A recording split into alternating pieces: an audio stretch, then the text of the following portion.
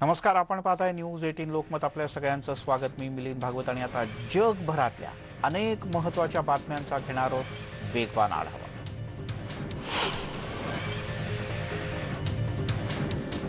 ब्रिटनच्या राजधानीच्या दक्षिणेकडच्या भागात दक्षिण आफ्रिकेतील कोरोनाचा नवीन प्रकार आढळून आल्यानंतर कोरोनाच्या चाचण्या लंडनमध्ये मोठ्या प्रमाणात वाढवण्यात आल्या आहेत. दक्षिण पूर्व लंडनच्या काही भागामध्ये राहणाऱ्या लोकांना खबरदारीचा उपाय म्हणून चाचणी करण्याचं आवाहन प्रशासनाच्या वतीनं वारंवार करण्यात येत आहे. चाचणी करण्यासाठी AC16 पोस्टकोड असलेल्या रहिवाशांना कॅनडा वॉटर लायब्ररीच्या जवळ एक तात्पुरती सुविधा तयार करून देण्यात आली आहे. बर्नी मडॉक फायनान्सर ज्यानं मोठ्या प्रमाणात पोन्झी योजनेच्या माध्यमातून असंख्य लोकांची फसवणूक केली होती, त्याचं बुधवारी पहाटे फेडरल तुरुंगात निधन झालं. या प्रकरणाशी संबंधित असलेल्या व्यक्तीनं असोसिएटेड प्रेसला दिलेल्या माहितीनुसार मेडॉफ यांचं निधन उत्तर कॅरोलिना इथल्या मेडिकल सेंटरमध्ये झालं. नाव जाहीर न करण्याच्या अटीवर या व्यक्तीने ही सर्व माहिती दिली. गेल्या वर्षी मेडॉफच्या वकिलानं कोविड-19 महामारीच्या सगळ्या प्रकरणात इतरही गंभीर आजार असताना 82 वर्षीय मेडॉफची तुरुंगातून सुटका करण्याची मागणी केली होती, मात्र न्यायालयानं ही याचिका फेटाळून लावली. फायनान्सर म्हणून खूप परिचित असलेल्या बर्नी मेडॉफचा तुरुंगात मृत्यू झाला. पॉन्झी योजनेतील घोटाळ्यात त्याला दोषी ठरवण्यात आलं होतं. उत्तर कॅरोलिनाच्या बट्टर इथल्या फेडरल मेडिकल सेंटरमध्ये मेडॉफवर उपचार सुरू होते आणि याच दरम्यान त्याचा मृत्यू झाला. रुग्णालय प्रशासनानं रात्री उशिरा त्यावर शिक्कामोर्तब केलं. त्याच्या वकिलांना आणि जेलच्या प्रमुखांना याबद्दलची माहिती देण्यात आली. एका अज्ञातानं नाव जाहीर न करण्याच्या अटीवर असोसिएटेड प्रेसला याबद्दल माहिती दिली. शनिवारी प्रिन्स फिलिप यांच्या विंडसर कॅसल इथल्या निवासस्थानी त्यांच्या पार्थिवावर अंत्यसंस्कार होणार आहेत. ते यापूर्वी दफनविधीची तालीम करण्यात येत आहे. कोरोना व्हायरसच्या वाढत्या प्रसाराच्या पार्श्वभूमीवर 30 जणांच्या उपस्थितीत अंत्यसंस्कार करण्यात येतील. वॉकिंगमधील पीरब्राईट बॅरॅकमध्ये ही तयारी केली जाते. Royal navy, royal marine, army, royal एअरफोर्सचे जवान या अंत्यसंस्काराच्या मिरवणुकीत सहभागी होतील. फिलिपची शवपेटी सेंट जॉर्ज चॅपलला खास तयार करण्यात आलेल्या एका लँड रोव्हरवर ठेवली जाईल. महत्त्वाचं म्हणजे लँड रोव्हरची रचना प्रिन्स फिलिप यांनी स्वतः केली होती. फ्रान्स सरकार गॅब्रिएल अटल यांनी सांगितलं की फ्रान्समध्ये ज्याप्रमाणे ॲस्ट्राझेनेका वयाच्या 55 वर्षांपेक्षा जास्त वयाच्या लोकांना दिली जाते, त्याचप्रमाणे जॉन्सन अँड जॉन्सन लससुद्धा 55 वयापेक्षा अधिक लोकांना दिली जाईल. फ्रान्सला आतापर्यंत लसीचे 2 लाख डोस मिळालेत आणि या आठवड्याच्या अखेरीस आरोग्य केंद्रांवर आणि फार्मसीमध्ये सुद्धा ही लस उपलब्ध होईल. लवकरच सर्वसामान्यांसाठी ती उपलब्ध होईल आणि त्यामुळे कोरोनाचा संसर्ग कमी व्हायला मदत होईल, असं गॅब्रिएल अटल यांनी म्हटलंय.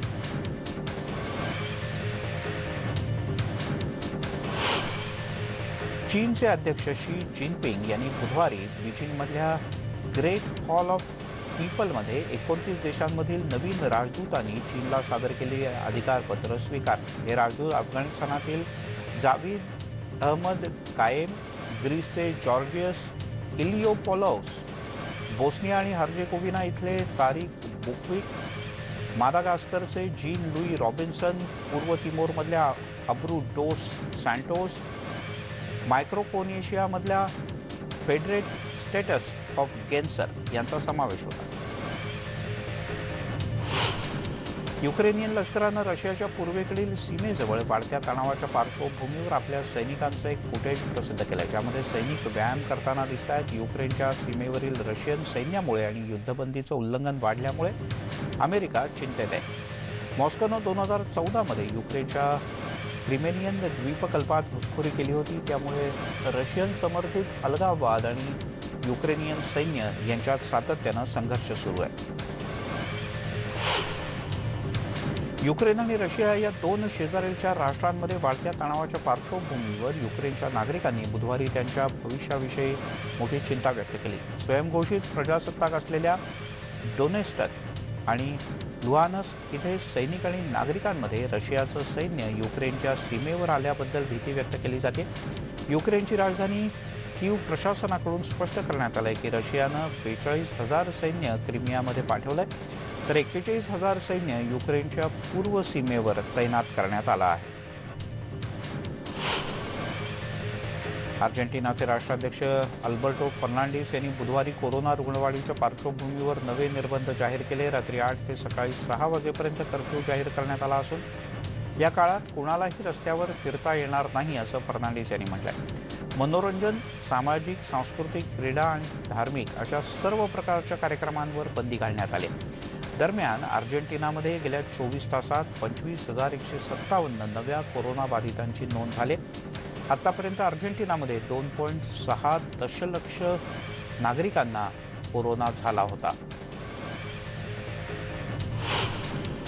ईस्टरच्या सुट्टीच्या कालावधीनंतर वेगानं संसर्ग पसरू नये म्हणून मेक्सिकोच्या आरोग्य अधिकाऱ्यांनी सगळ्या नागरिकांची कोरोना चाचणी करून घेण्याचं आवाहन केलंय। अलीकडे मेक्सिकोच्या कोरोना चाचणी केंद्रावर कोरोना टेस्ट करून घेणाऱ्यांच्या संख्येत लक्षणीय वाढ झाल्याचं लक्षात आलं आहे। मेक्सिको सिटीच्या क्युटिमोक बोरोचे एपिडेमिक संचालक असलेले डॉक्टर सँड्रिन रिवेरा यांनी बुधवारी स्पष्ट केलं की साधारण प्रत्येक चाचणी केंद्रावर दररोज सुमारे 50 चाचण्या घेतल्या जात आहेत। फ्रान्स आणि ब्राझील दरम्यानची हवाई सेवा या आठवड्यात स्थगित करण्याचा निर्णय औपचारिकपणे घेतला जाईल।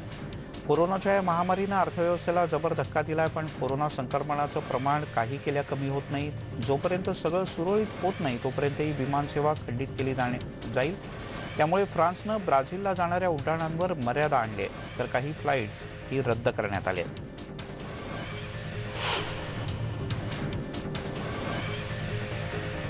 केनियामध्ये नुकत्याच वाढलेल्या कोरोना संसर्गामुळे पूर्व आफ्रिकेतील मोठी सार्वजनिक रुग्णालयं तसंच केन्याटा नॅशनल हॉस्पिटलच्या अतिदक्षता विभागातले बेड पूर्णपणे भरलेत। केन्याटा नॅशनल हॉस्पिटलचे तज्ज्ञ सॅम्युएल एनजेंगा यांनी ही माहिती दिली। सध्या आयसीयू बेडची कमतरता भासत असल्याचंही त्यांनी नमूद केलंय। अतिदक्षता विभागातल्या रुग्णांची संख्या कमी करण्याचा एकमेव मार्ग म्हणजे कोणीही स्वतःला कोरोना होऊच देऊ नये। गायक Bobby brown red table talk show मध्ये नुकताच सहभागी झाला होता आणि यामध्ये त्याने काही गौप्यस्फोट केले। यावेळेला आपली मुलगी बॉबी क्रिस्टिना आणि त्याची पहिली पत्नी व्हिटनी ह्यूस्टन यांच्या मृत्यूमध्ये निश्चितपणे कोणाचा तरी हात होता, ही हत्या आहे असा संशय त्याने व्यक्त केला। ह्यूस्टनचा 2012 मध्ये बाथटबमध्ये बुडालेल्या अवस्थेत मृत्यू झाला। 48 वर्षीय ह्यूस्टनचा अंमली पदार्थांची नशा आणि हृदयविकारानं मृत्यू झाल्याचं बोललं जात होतं, मात्र गायक बॉबी ब्राउन यानं त्याला नकार दिला। अमेरिकेचे आरोग्य अधिकारी जॉन्सन अँड जॉन्सनची लस घेतलेल्या लोकांना नवीन त्रास होऊ लागल्यानं यामागील कारणांचा सध्या युद्धपातळीवर शोध घेत आहेत। जॉन्सन अँड जॉन्सनची लस घेतलेल्या व्यक्तींच्या शरीरात रक्ताच्या गुठळ्या तयार होत असल्याचं समोर आलंय। क्रोएशियन पोलिसांनी केलेल्या एका धडक कारवाईमध्ये अँड्रिएटिक सी बंदरात फळांच्या कंटेनरमध्ये लपवलेल्या अवस्थेतला अर्ध्या टनपेक्षा जास्त कोकेनचा साठा जप्त करण्यात आलाय। राज्य HRT टेलिव्हिजननं याबद्दलची माहिती दिली आहे। ही आजपर्यंतची सगळ्यात मोठी कारवाई असल्याचं सांगितलं जातं। स्निफर जातीच्या 2 कुत्र्यांच्या मदतीनं पोलिसांनी 2 आठवड्यांपूर्वी डुब्रोव्हिक या पर्यटन स्थळाच्या अग्रगण्य भागात असलेल्या प्लॉस बंदराच्या जवळ एक कंटेनर अडवला, त्यात हा साठा लपवलेला होता। पोलीस आणि सीमाशुल्क विभागाच्या अधिकाऱ्यांनी 775 किलोग्रॅम कोकेन जप्त केलाय। या प्रकरणी अद्याप कोणालाही अटक करण्यात आलेली नाही। राज्यपाल गॅव्हिन न्यूसम यांनी बुधवारी कॅलिफोर्नियाच्या सर्व शाळा पुन्हा एकदा सुरू करण्याचे निर्देश दिले। असं असलं तरी मुलांना परत वर्गात पाठवण्यासाठी पालकांना कोणतीही जबरदस्ती केली जाणार नाही। शिवाय दूर अंतरावर राहणाऱ्यांना शिक्षण घेण्यात कोणत्याही प्रकारच्या अडचणी येणार नाहीत। त्यांना ऑनलाईन पद्धतीनं शिक्षण सुरूच राहील असंही त्यांनी सांगितलं। सांता रोझा इथल्या प्राथमिक शाळेत न्यूसम यांनी एक छोटेखानी भाषण केलं, यात त्यांनी हे वक्तव्य केलं। शाळेमध्ये येणाऱ्या विद्यार्थ्यांचं त्यांनी मनापासून स्वागत करत असल्याचंही नमूद केलं। पेरूच्या 2 आघाडीच्या अध्यक्षपदाच्या उमेदवारांनी निवडणुकीमध्ये अपयश आल्यानंतर पुढच्या निवडणुकीत यश मिळवण्यासाठी लोकांना आवाहन करायला सुरुवात केली। रविवारी झालेल्या पहिल्या टप्प्यातल्या निवडणुकीत पेड्रो कॅस्टिलो यांना 18.9% मतं मिळाली आणि त्यानंतर विरोधी पक्षनेते किको फुजिमोरी यांना 13.2% मतं मिळाली. कॅसुलो यांनी बुधवारी छोटा इथे समर्थकांशी बोलताना 6 जूनच्या निवडणुकांपूर्वी आपल्या विविध योजनांबद्दलची माहिती त्यांना दिली.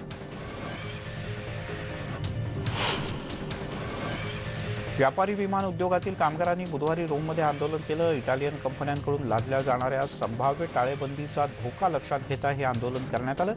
सरकारी मालकीच्या एअरलाइन्स ITA सुरुवात झाल्यानंतर अलितालियाकडून पुनर्रचना करण्यात आली होती आणि आता त्यात आणखीन बदल करण्यात येत आहेत. या संदर्भात इटली युरोपियन युनियनची बोलणी सुरू असल्याचं कळतं, परंतु कामगार संघटनांना वाटतंय की EU परदेशी एअरलाइन्सला प्राधान्य देत आहे. त्यामुळे ITAनं या विमानसेवेचा ब्रँड बंद करण्यास सांगितलं आहे. यामुळे शेकडो पायलट, फ्लाईट अटेंडंट आणि इतर कर्मचारी यांच्यावर बेरोजगारीची कुऱ्हाड कोसळू शकते.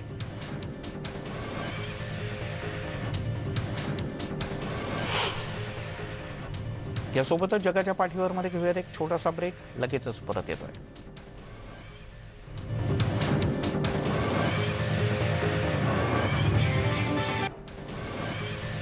आपण पाहताय जगाच्या पाठीवर आणि आता अन्य काही महत्त्वाच्या बातम्यांचा वेगवान आढावा.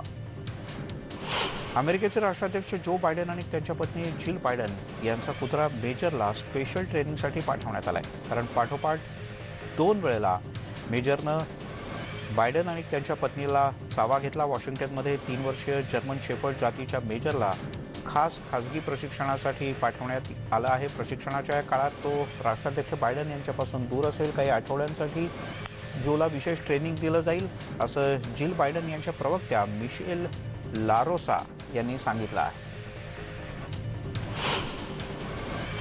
राष्ट्राध्यक्ष जो बायडन यांनी सोमवारी रिपब्लिकन आणि डेमोक्रॅटिक सदस्यांची भेट घेतली. यामध्ये प्रामुख्यानं बायडन सरकारनं जाहीर केलेल्या 2300 कोटी रुपयांच्या आर्थिक पॅकेजबद्दल या सगळ्यांची चर्चा करतायत. या पॅकेजला दोन्ही सभागृहातील सदस्यांचा पूर्ण पाठिंबा मिळणं आवश्यक आहे. जर रिपब्लिकन आणि डेमोक्रॅट्सने वेळीच या पॅकेजला मंजुरी दिली नाही तर बायडन सरकारसमोर मोठं आर्थिक संकट निर्माण होऊ शकतं. विविध आरोग्य सुधारणांच्या बरोबरच बायडन सरकारला पायाभूत सोयीसुविधांचा सुद्धा विकास करण्याचं मोठं आव्हान आहे. एका आकडेवारीनुसार एकट्या मिशिगनमध्ये सुमारे 11,000 किलोमीटरचे रस्ते खराब झाले असून त्याची नव्यानं दुरुस्ती करण्याची गरज आहे. तर सुमारे 4,500 उड्डाणपूल दुरुस्तीच्या प्रतीक्षेत आहेत. नैसर्गिक संकटानंतर पेनसिल्वानिया प्रांतात शेकडो शाळांची डागडुजी करण्याची आवश्यकता निर्माण झाली. अमेरिकेनं आपल्या जागतिक मैत्रीपूर्ण संबंधांच्या 160व्या वर्धापन दिनाच्या निमित्तानं जगभरात अधिक मैत्रीपूर्ण संबंधांसाठी आपण कटिबद्ध असल्याचं म्हटलंय. सध्याच्या बदलत्या जागतिक परिस्थितीत हवामान बदल आणि कोरोना ही जगासमोरची सगळ्यात 2 मोठी आव्हानं आहेत, असं अमेरिकेच्या परराष्ट्र मंत्रालयातर्फे सांगण्यात आलं. राज्य सचिव अँटनी ब्लिंकेन यांनी एका पत्रकार परिषदेत अफगाणिस्तान, लिबिया आणि युक्रेन या देशांना बरोबर घेऊन सुद्धा आगामी काळात आपण काम करू असं नमूद केलं.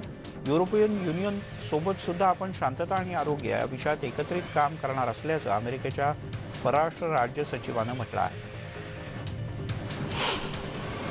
तिकडे लॉस एंजलिसमधल्या एका घरामध्ये जबरदस्त स्फोट झाल्यानं घराचं प्रचंड मोठं नुकसान झालं. यामध्ये घराचा काही भाग पूर्णतः कोसळला तर एक व्यक्ती गंभीररित्या जखमी झाले. दुसरी एक व्यक्ती किरकोळरित्या जखमी झाली असून त्यांना या दोघांनाही रुग्णालयात दाखल करण्यात आलंय. सॅन फर्नांडो व्हॅलीजवळ रविवारी रात्री अचानक स्फोट झाला आणि घरांची पडझड झाली. जवळपास 1 डझनपेक्षा जास्त घरांचं या सगळ्यात नुकसान झालंय. काही घरं अतिशय धोकादायक झालेत, ती तातडीनं रिकामी करण्यात आलेत. अग्निशमन दलानं ढिगारे उपसण्याचं काम युद्धपातळीवर सुरू केलंय. या ढिगाऱ्यांच्या खालती अडकलेल्या 2 जणांना सुखरूपपणे बाहेर काढण्यात अग्निशमन दलाच्या जवानांना यश आलं आहे.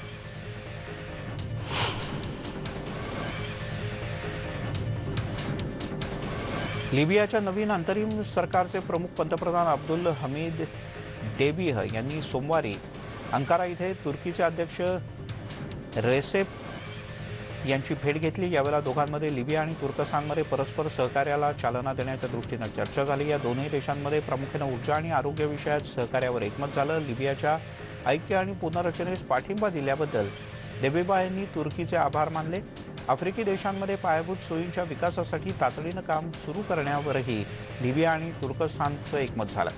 पण या कराराबद्दल ग्रीस आणि सायप्रसमध्ये सागरी सीमेबद्दल सुरू असलेल्या तोडगा काढण्याच्या प्रयत्नाबद्दल सुद्धा चिंता व्यक्त करण्यात आली। चीनमध्ये सध्या स्थानिक उत्पादनांना नफा मिळवून देणाऱ्या मौल्यवान नान्झू नावाच्या मोत्याच्या उत्पादनावर भर दिला जातोय। गेल्या वर्षभरात या व्यवसायानं कोरोनामुळे मोठी मंदी अनुभवली होती। चीनच्या ग्वांगसी झुआंग या स्वायत्त प्रदेशात आणि त्यालगतच्या बेहाई शहरातल्या बेलाँग गावात हा मोती मिळतो। तो सगळ्यात मौल्यवान मानला जातो। या मोत्याच्या व्यवसायाला साधारण 3000 वर्षांची परंपरा असल्याचा दावा करण्यात येतोय। इराणच्या सर्वोच्च नेत्यानं बुधवारी व्हिएन्नासोबतच्या एका चर्चेमध्ये खास ऑफर फेटाळून लावली। तेहरानच्या आण्विक कराराबद्दलची ही चर्चा होती। देशाच्या मुख्य अणुसंवर्धन साईटवरील हल्ल्यानंतर इराणचा दृष्टिकोन बदलल्याचं बोललं जात आहे। अमेरिकेच्या मिनेसोटा राज्यातल्या ब्रुकलिन सेंटर इथे बुधवारी शेकडो निदर्शक पोलीस मुख्यालयाच्या बाहेर एकत्र जमले होते। एका माजी पोलीस अधिकाऱ्यानं कृष्णवर्णियावर गोळ्या घालून त्याची हत्या केल्याच्या निषेधार्थ सलग चौथ्या रात्री शेकडो नागरिक एकत्र जमल्याचं पाहायला मिळालं। दिवसेंदिवस हे प्रकरण अधिकाधिक गंभीर बनत चाललंय। लोकांच्या रोषाचा सामना सरकारला करावा लागतोय।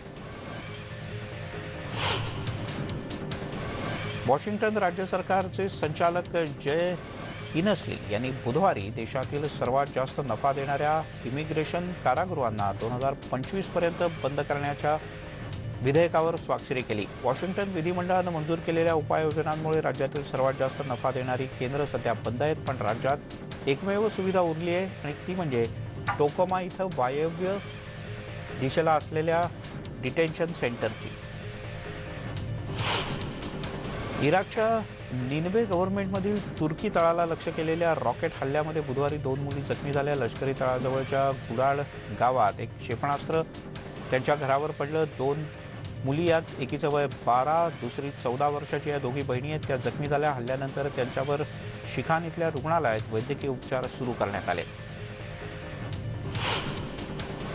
20 वर्षीय कृष्णवर्णीय वाहन चालक डाउन राईटच्या हत्येनंतर पोलिसांच्या क्रौर्याच्या विरोधात नागरिक मोठ्या संख्येनं रस्त्यावर उतरत आहेत। मिनेसोटा इथली ही दृश्य आहेत। संतप्त नागरिकांनी मोर्चा काढण्यासाठी मिनेसोटा राज्यातल्या ब्रुकलिन सेंटरच्या रस्त्यावर मोठी गर्दी केली होती। या सेंटरचे माजी पोलीस अधिकारी किंग पॉटर यांनी प्रशिक्षणाच्या दरम्यान काही गोळ्या झाडल्या आणि त्यात तिथे उभ्या असलेल्या एका कृष्णवर्णीय व्यक्तीच्या छातीत या गोळ्या शिरल्या आणि तिचा जागीच मृत्यू झाला। यामुळे इथले नागरिक संतप्त आहेत।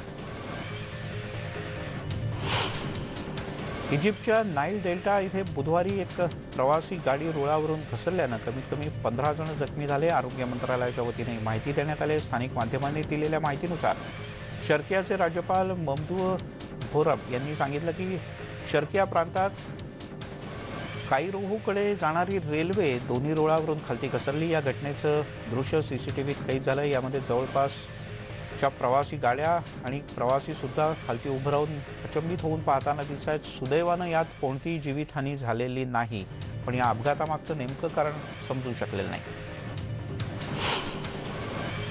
बुधवारी रात्री उत्तर इराकी विमानतळाजवळ अमेरिकेच्या नेतृत्वाखालील कृती दलावर हल्ला करण्यात आला। हा हल्ला ड्रोनच्या माध्यमातून झाल्याचं कळतं। खुर्शीद प्रांताचे गृह मंत्रालयाच्या अधिकाऱ्यांनी माहिती दिली। या हल्ल्यात इरबिल आंतरराष्ट्रीय विमानतळाजवळ जात असलेल्या जवानांना लक्ष्य करण्यात आलं। ड्रोनच्या साहाय्यानं करण्यात आलेल्या या हल्ल्यात एका इमारतीचं मोठं नुकसान झालं। हल्ल्यानंतर या इमारतीला मोठी आग लागली होती।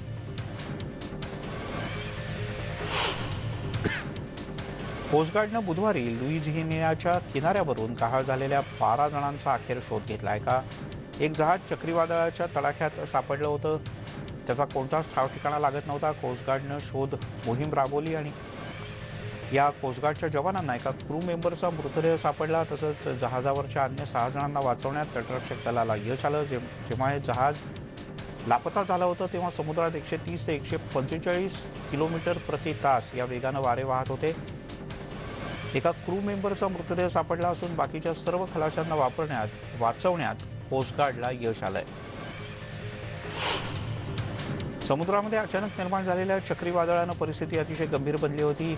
अनेक जहाजांसोबतच कोस्टगार्डच्या बचाव पथकाला सुद्धा या वादळी वाऱ्यांचा आणि या वादळाचा सामना करावा लागला। मोबाईल फोनच्या कॅमेऱ्यात कैद झालेल्या दृश्यांमधून या वादळाची तीव्रता आपल्या लक्षात येते लुझियानाच्या किनाऱ्याजवळून वादळात गायब झालेल्या जहाजाचा कोस्टगार्डनं कसा बसा शोध लावला. कोस्टगार्डच्या 12 जणांच्या पथकानं यासाठी प्रयत्नांची शिकस्त केली.